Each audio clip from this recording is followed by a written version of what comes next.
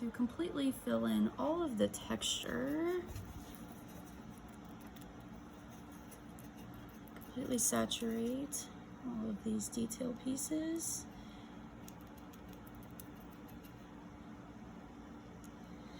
Make sure we get in all the nooks and crannies and all of the holes.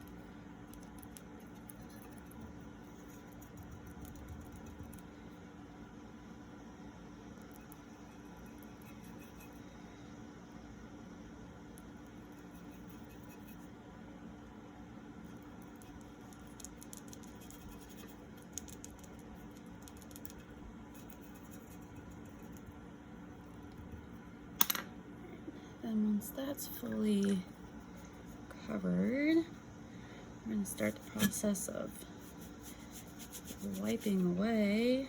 So that's only in the recessed parts of the texture. Very lightly when I do it on the shell.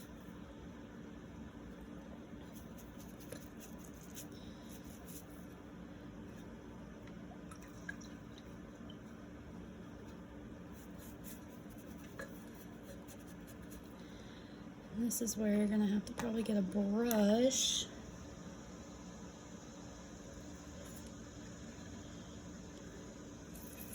To really get in those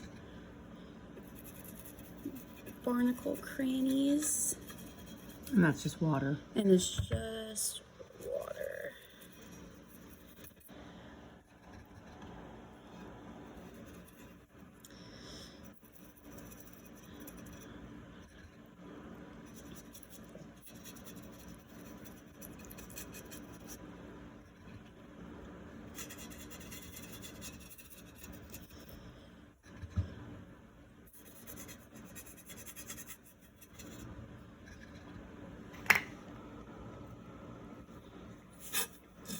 I keep moving it.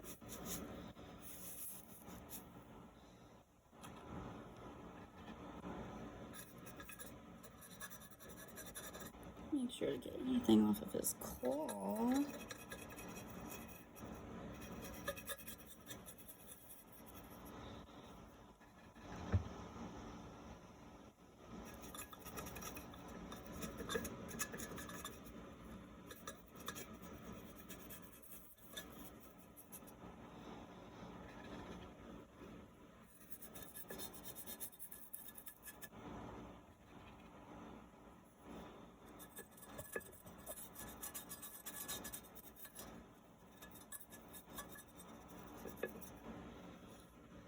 There we go.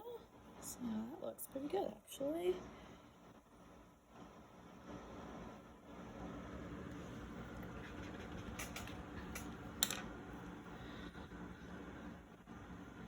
Alright. Do you want me to do the whole thing like this, Yeah. or? No, just let's do the legs now. All right. So, the legs. I get my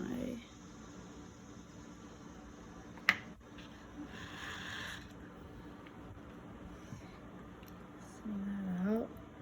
This stuff is really thick. And I usually get one of these brushes. I love these ones. And I do have to add a little bit of this blue mix because this turquoise is so turquoise.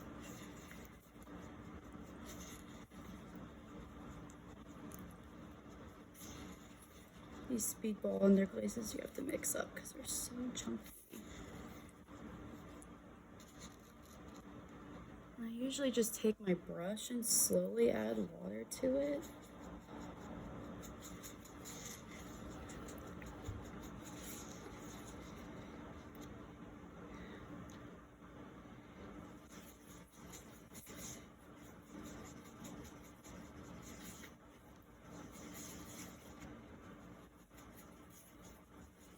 That looks pretty good.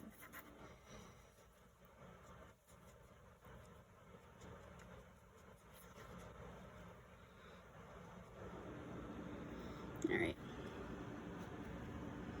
I'm gonna do these side legs first. I always start at the tip of the legs and work my way up. And the way that these speedball underglazes work is they dry so fast, so I'll usually just dip my brush in the water and I'll pull the color up because I don't want it super opaque because it's so bright and they don't want neon legs. And I'll just pull the color up.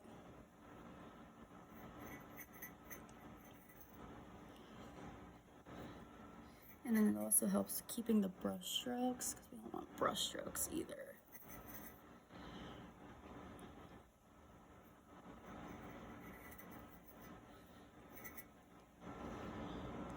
Ooh, I almost dipped in the wrong color there.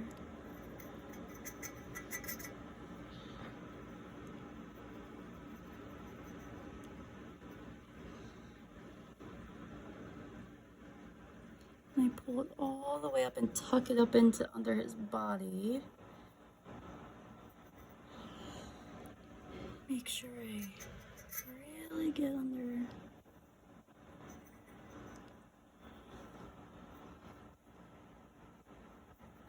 Make sure I get underneath of his legs. Don't want to miss anything. And then if I get any blue, I'll usually just take that same brush that I was scraping off the color of that taupe and I'll just scratch it off because we don't want blue anywhere else other than his legs.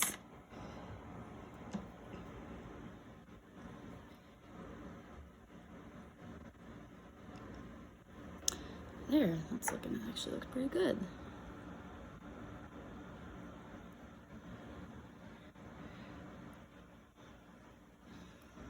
Let's do the other one here. You want to do the back leg? Oh yeah, sure. Let's do that. Yeah. So for his little back legs, I take my red iron oxide first. Make sure not to freaking get it everywhere. Make sure I stir it up. I think the more opaque the iron oxide is, the better. And I just ever so lightly trail the back end and the border of his fins. And it's uneven. Yeah, it's really organic. I don't really want like a... And I do take it up here where the fin meets his shell. And I just kind of tuck it on in there too to create a little bit of a shadow. And it's kind of hard to tell because there's not really a lot of... It's just so white, but there are these little seams in his shell. I do like to take that and follow that too, or in his fins here. And I just like to kind of outline those a little bit to give them more dimension. And it's just like, kind of like that. All right, that's pretty That's all it needs for that. Then is when I go in with my blue.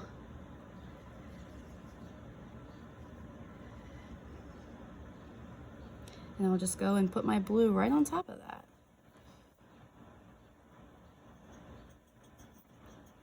And again, I do like to dip my brush in the water to help spread the color around and also eliminate any patchiness or brush strokes, because these speedball ones just dry so fast.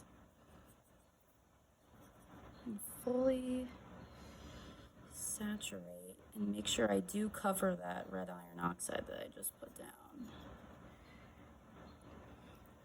And make sure I go underneath, cover anything that I can see.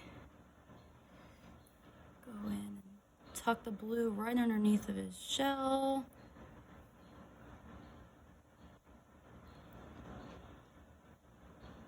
Try to get all over here.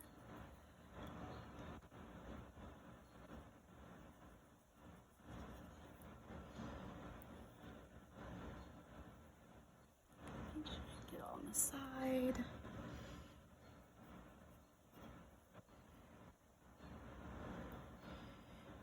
Make sure I get all up in there.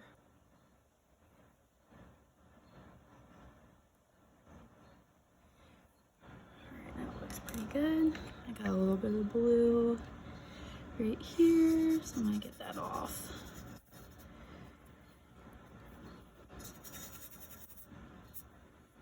Alright, and that's that fin.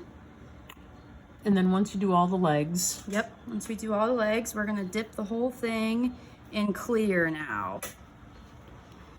okay, so we're gonna skip that part. We're gonna skip that part.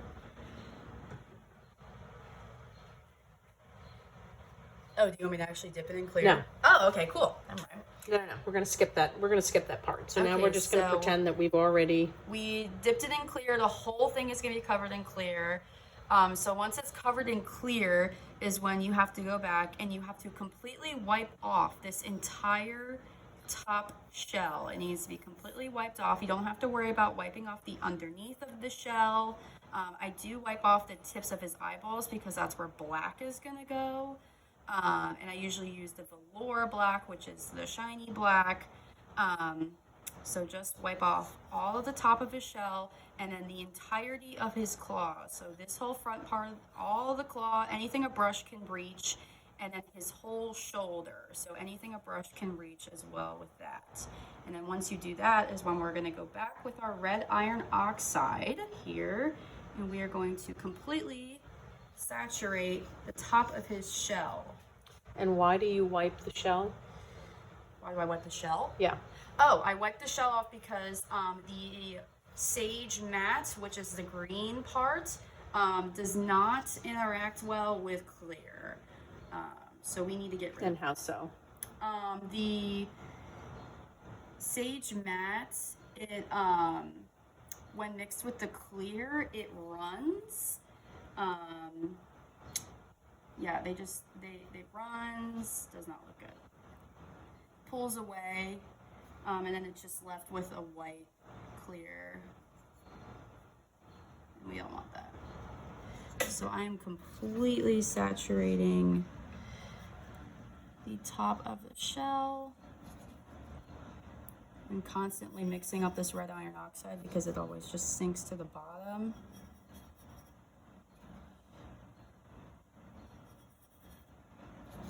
It's absorbed so fast. Making sure to get his little tips.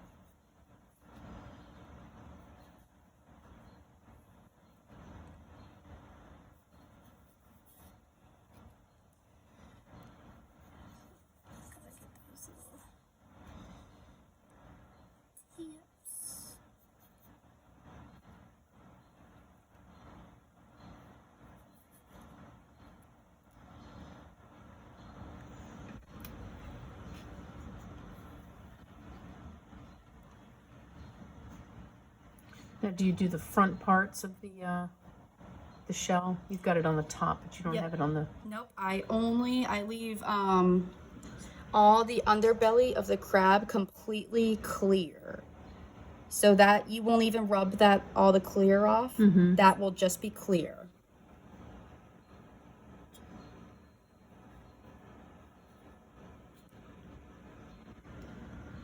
That would be too much.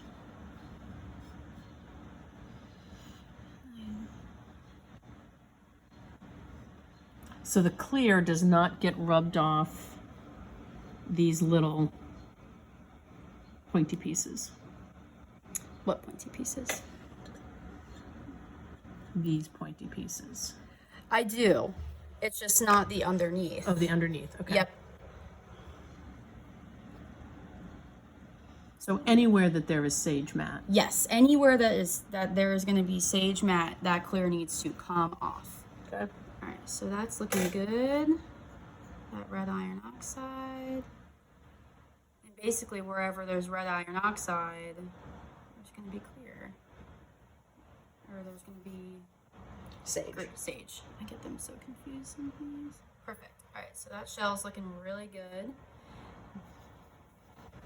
Now, so while I still have my red iron oxide, I'm gonna go ahead and put a little bit here on the crab claws. So I'm gonna put some pretty heavily in the very center of the big claw part, and then I'm gonna dip my brush in water to get the rest of it off. And I'm gonna kind of bleed out that red iron oxide just to kind of, so it's not such a harsh line, and just kind of fan it out a little bit.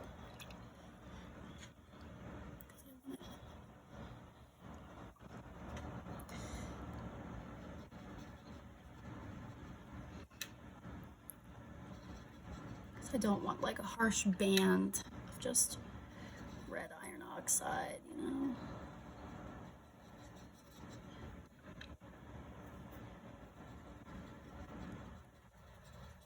It's hard doing this for a camera. There we go. Doesn't have to be perfect. There's gonna be a lot of layering going on here. That's better. Then the other part that the red iron oxide is going to be tucked in on the outside of the shoulder. So it might be hard to see, but we're gonna tuck it in as far back as that shoulder goes. And I'm making sure not to touch the underneath of that crab, the underneath of his shell. So we are going all under here. And if you can see that underneath of that shoulder too, I'm tucking it under there. Can you turn it so I can? Yep. Keep going. One. I'm gonna do the same thing, and I'm gonna kind of grab a little bit of water and kind of just fan it out a little bit here so it's not so harsh. I think your hair's getting in the water a little bit. And kind of fan it out a little bit. I like to fan it out underneath of that joint a little bit and even pull it up over the joint a little bit. There we go, that looks pretty good.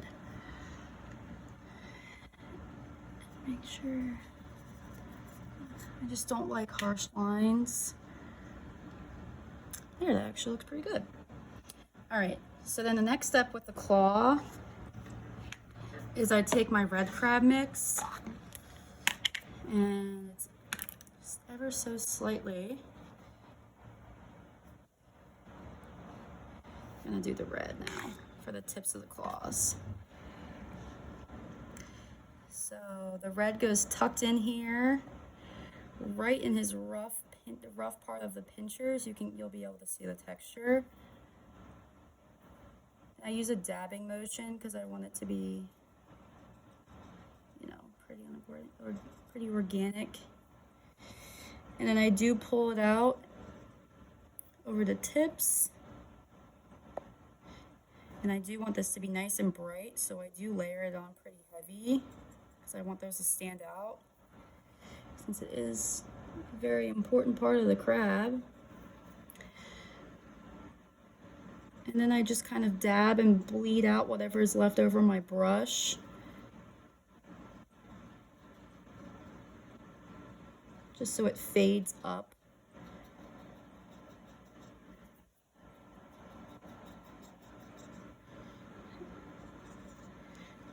All right, and then I will turn it around, make sure that we don't want any harsh lines. I hate harsh lines. And then I'll just dab up whatever's left over my brush. And I'm very anal, and I will go underneath of here. Anything that I can see, I try to grab.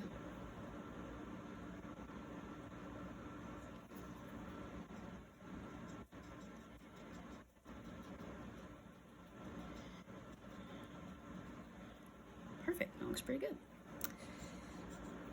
And like I said, if you get anything on the shell, just rub it off. The brush works better. All right, so that's the only part that red goes on. So now we're gonna go in with our blue again. And then this time I do use this straight up blue mix. I mean, honestly, I probably could use that. I don't know. All right. And then now, anywhere that's white, I focus on. So I do go in and I tuck all the way under here. And I usually go pretty saturated because the claws are kind of the main focal point of the crab. And I really get anywhere I can.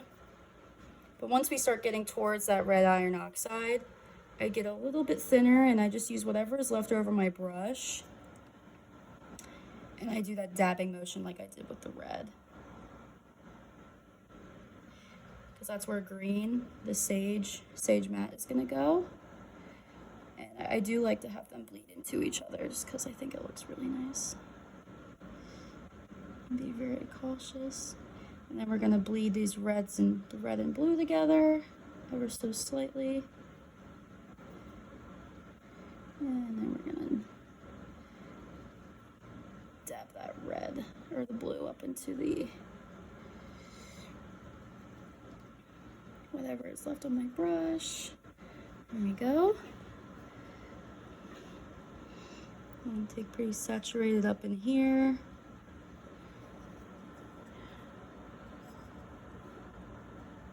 It's a pretty white part. It's going up in here. Pretty saturated. Whatever's left on my brush, dab it in. This inside of the shoulder, where is white, that's gonna be very saturated with blue. And we are not touching his underbelly.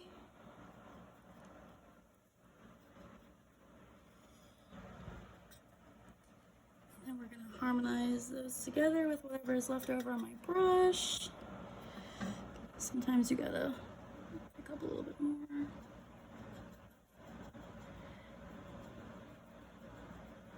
Here we go. Gonna go in here. It gets pretty tight in some of these places. So having a small brush is very helpful. Anywhere I can see needs to have color.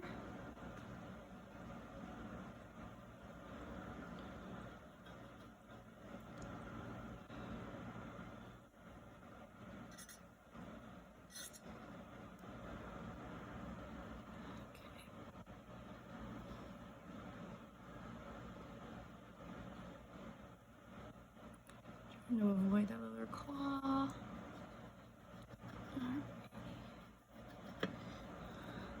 Now you can kind of see where that sage matte is gonna go. It's gonna go right in there.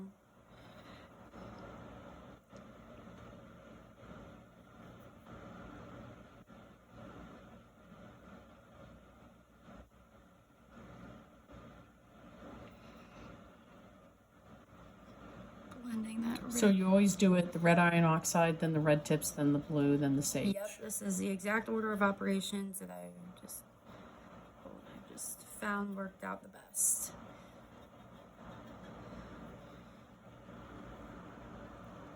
Oh, here, sorry, I'm kind of turning it away from you.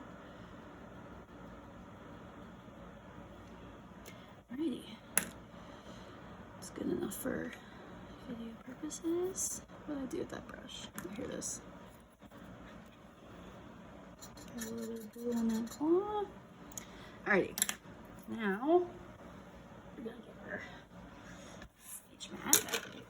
I need to mix up very fast. Where's that spatula? Just use this.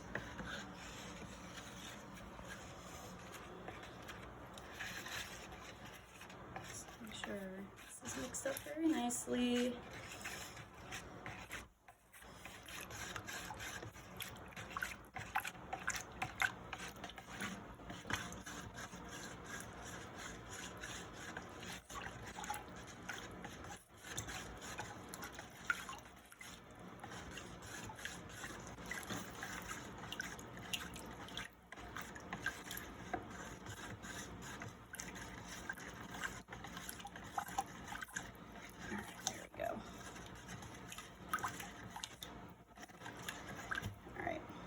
Perfect. All right.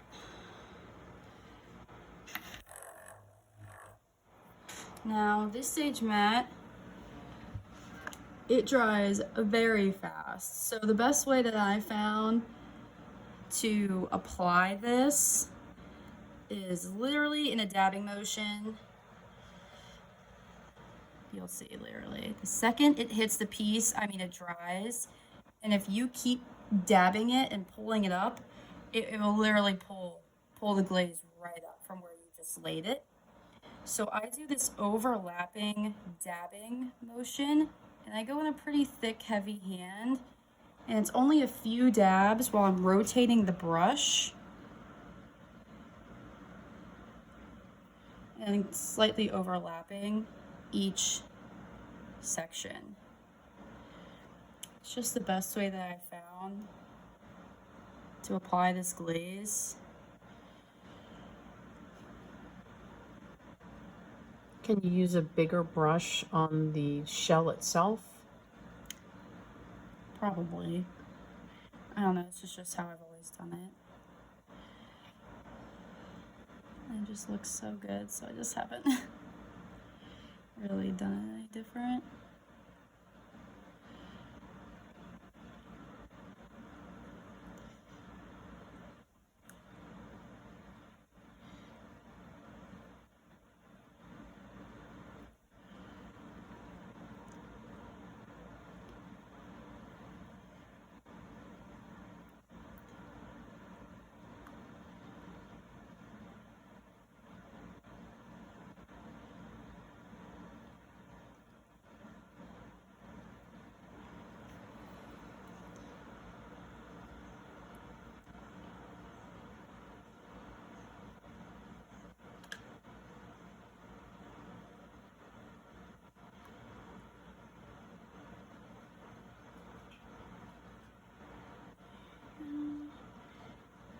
And this is all it needs. I don't do another coat. This is all it needs. I need to make sure that everything is nice and covered though.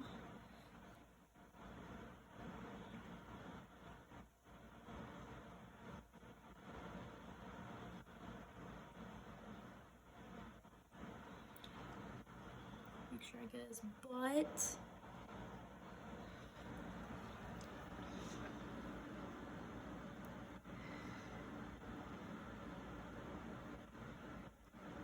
And this glaze does splash too.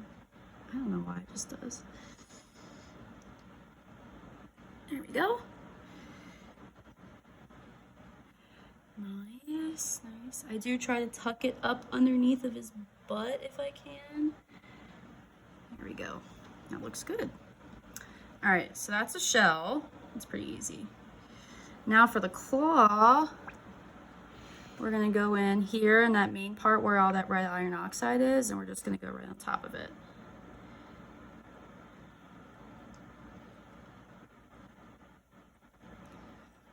And I do the same thing, even though it is kind of hard with this. I do whatever's left over, I bleed it out. Whatever's left over on my brush, I blend it out over top of the blue. Kind of blended it a little bit with the red.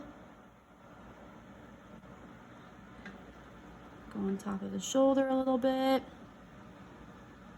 Just like that. Okay, let's do the other. Yeah. Okay, it's kind of hard to see. Pretty saturated on top of that red iron oxide.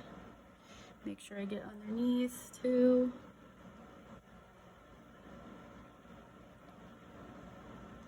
And bleed it out. And why did we do the iron oxide?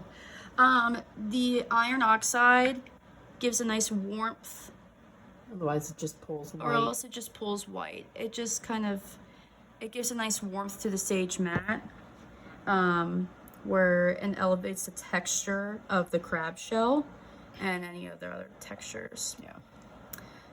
So that is all of the sage matte. Okay. Yeah.